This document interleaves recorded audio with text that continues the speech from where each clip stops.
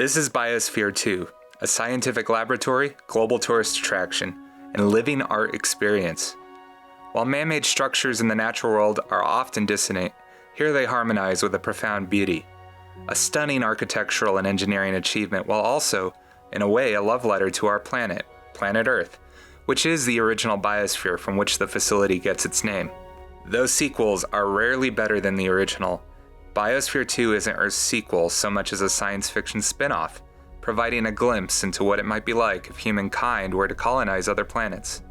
As a host of Creative Mornings, I along with a group of volunteers are tasked with finding a speaker to give a lecture based on a global theme every month.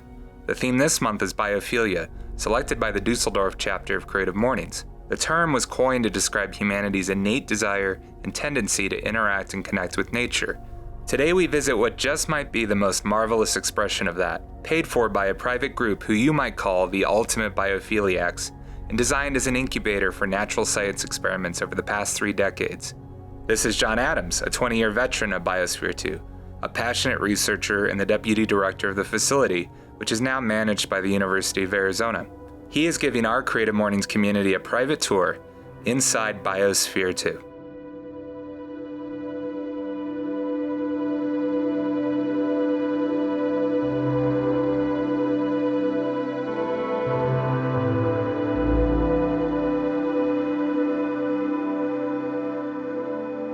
You know, it was over 30 years ago that a group of individuals, extremely innovative, had an idea to better understand Earth systems. And they really felt that the only way that they could achieve that was by building what they called Biosphere 2. That original group wanted to better understand Earth systems. And the only way they could do it was to create a structure that was hermetically sealed, where they basically packed in as much of Earth's biodiversity as they reasonably could within the space to recreate Earth systems and functions, to better understand how they function, how they work, and could those individuals live within that system and be self-sustaining.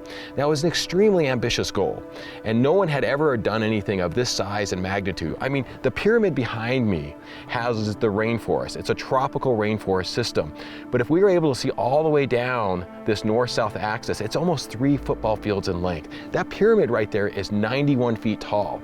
On the other side of the rainforest, we have an ocean. That ocean is nearly 1 million gallons and is 21 feet deep. I mean, it's just incredible what they integrated into this system.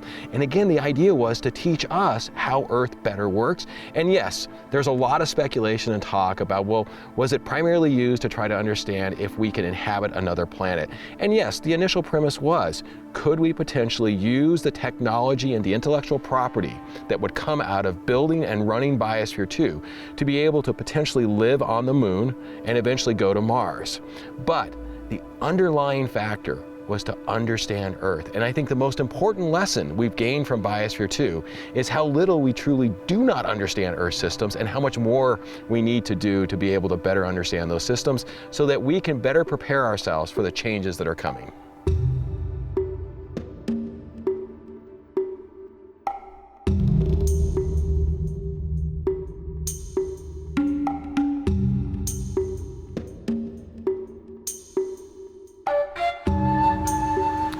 So we're inside the Biosphere 2 rainforest, and this is a really cool system because it's located right here in southern Arizona, and it's truly remarkable what the original group did to create this system. They couldn't go to the Amazon basin and bring in soils just like that which you'd find there. They couldn't go to Georgia, which was the next best thing. They had to actually recreate the soils and mix everything so it would be suitable for the tropical plants that you see around me. You know, when we really sort of look back at the original conception and ultimately commissioning of Biosphere 2, it is remarkable. This was all done with private dollars. So it was the vision of a particular individual by the name of John Allen and his team, but it was also financed by an individual by the name of Ed Bass in Texas. And it was the two of them who came together to be able to realize the vision of Biosphere 2. Now, one thing that I think often is lost is just how much it cost. And this is late 80s, early 90s dollars. It was approximately $200 million to build this facility.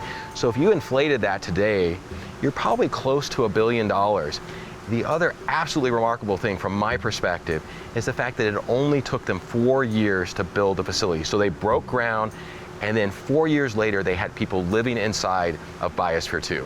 The original mission that time when people were living inside Biosphere 2. That started in September of 1991, and they came out in September of 1993. They were inside for a full 2 years. Now, as you could imagine, you're going to face challenges, and there are things that are going to happen that you don't anticipate or you didn't plan for. And so although they were able to stay inside for the 2 years and be able to survive not only on the air recirculating but also the food that they grew, they did have some challenges. And one of the big challenges for them was the fact that oxygen began to go down inside the system. So it dropped to nearly 14.2%. So that makes it really hard for you and I to breathe. And in fact, the medical doctor, who was one of the members of the team, was not able to read and write his notes. And that's when he said, okay, time out. We need to sort of think about this. And they actually made the decision to add oxygen back into Biosphere 2 for the survival and safety of those living inside. This system was put in place to be the lungs inside Biosphere 2. They're going to take in lots of carbon dioxide, they're going to give off lots of oxygen, they're going to produce a little bit of food. I mean, in addition to banana trees, we have things like coffee in here. This was one of the main sources for their coffee. Now today, the rainforest system is unique because it's 30 years old. It's had that time to stabilize, and it gives the University of Arizona a great opportunity to do research that you can't do anywhere else in the world. And that research, that general theme, is looking at how these types of systems are going to respond to global climate change. This is a time machine. And what we can do inside here is we can change the variables. And one example of this is just past winter, we had a team from Europe who came to us and said, you know, we really want to understand what happens to a tropical system when we turn the water off. Well, we can do that right here inside Biosphere 2.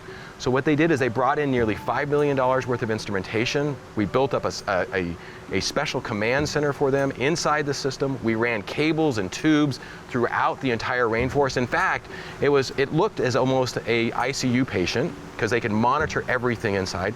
And then what we did is we made sure everything was running up to speed, and then we turned the rain off.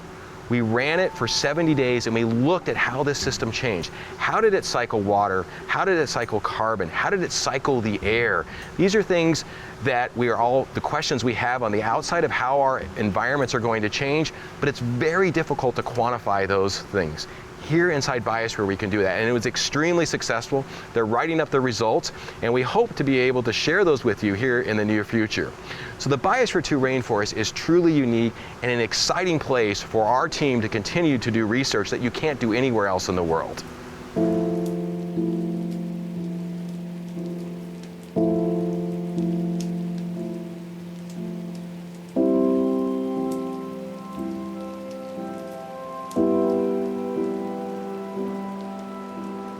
This is the Biosphere 2 ocean system, and right here in Arizona we actually have a beach. Now the ocean is incredible because it has such a diversity of organisms, but one of the really cool things is it's big. I mean, we've got a system that has nearly 1 million gallons of salt water. And one might think that the biospherians got a lot of food from this system, but in reality they didn't. Now, if any of you have an aquarium at home or a saltwater tank, you know how difficult it is to maintain that system. Well, the Biosphere 2 ocean was a real challenge early on, but they successfully mimicked a coral reef environment just like that you'd find down on the Yucatan Peninsula. It was complete with hard corals, soft corals, sea anemones, sea squirts. It had a whole host of other types of invertebrates in the system. There are fish in the ocean system, and there were originally fish. They had a couple of spiny lobsters in here. But again, it wasn't a place that they could go and cast a line, catch a fish, and use that as a supplement into their daily diet. Now, today the ocean system is extremely important for the University of Arizona's research program. This is one where we are trying to better understand and build a more resilient reef. So I think all of us have heard or we've seen the photographs of these massive bleaching events around the world, whether it's on the coast of Hawaii, or Australia, Florida. So you see these corals turn stark white. Now, a lot of that is attributed to very dramatic changes in temperature.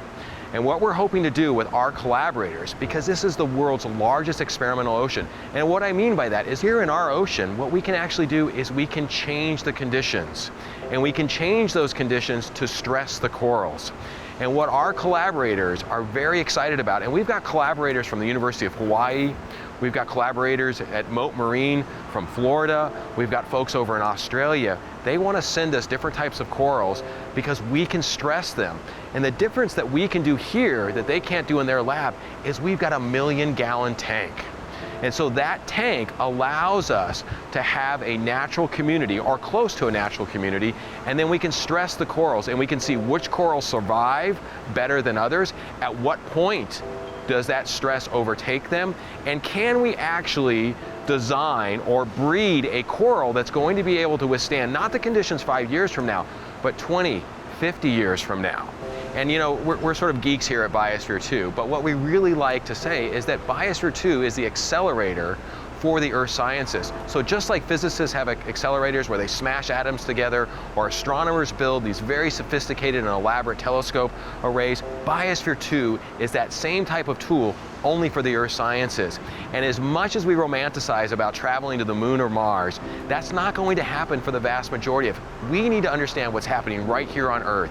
And Biosphere 2 is one of those tools scientists can use to better understand the changes that are coming our way.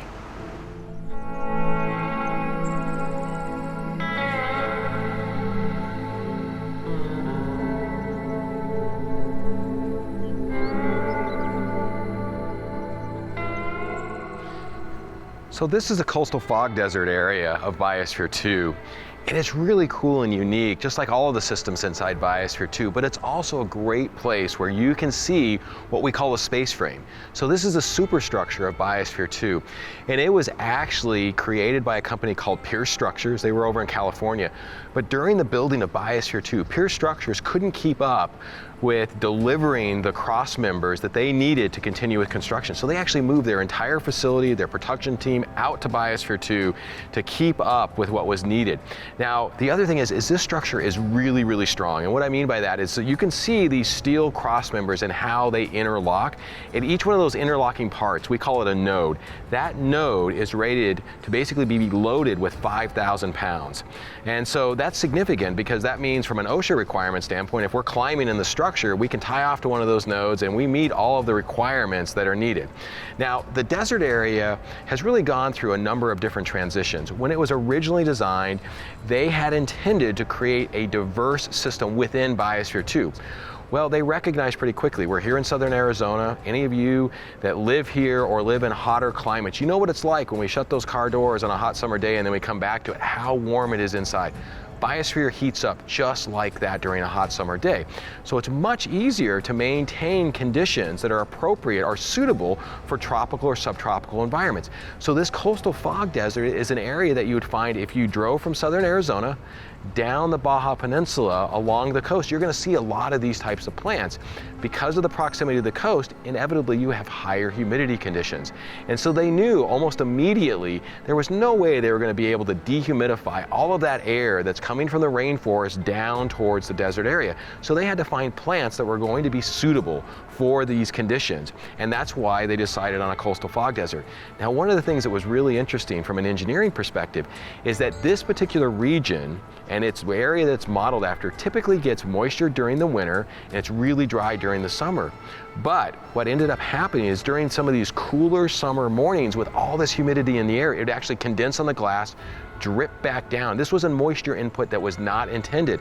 What that did is it actually favored a huge amount of grass growth in this system. So this desert region has gone through a number of different transitions over the years, and today we're actually returning it back to its original state, and we've been doing introductions of new plants in the system to promote that.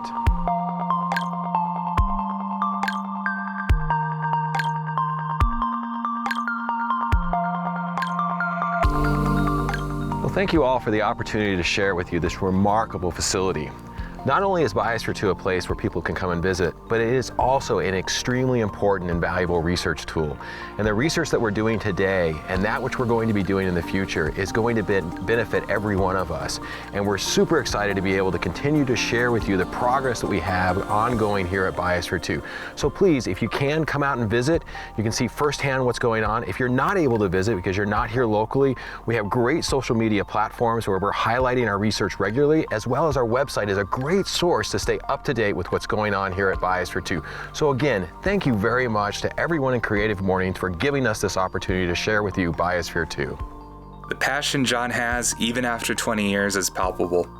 As we roam the corridors that weave in and out of such diverse and majestic spaces, I was reminded of how humanity's greatest achievements always sit at the intersection of art and science, creativity and technical precision, imagination and practical understanding.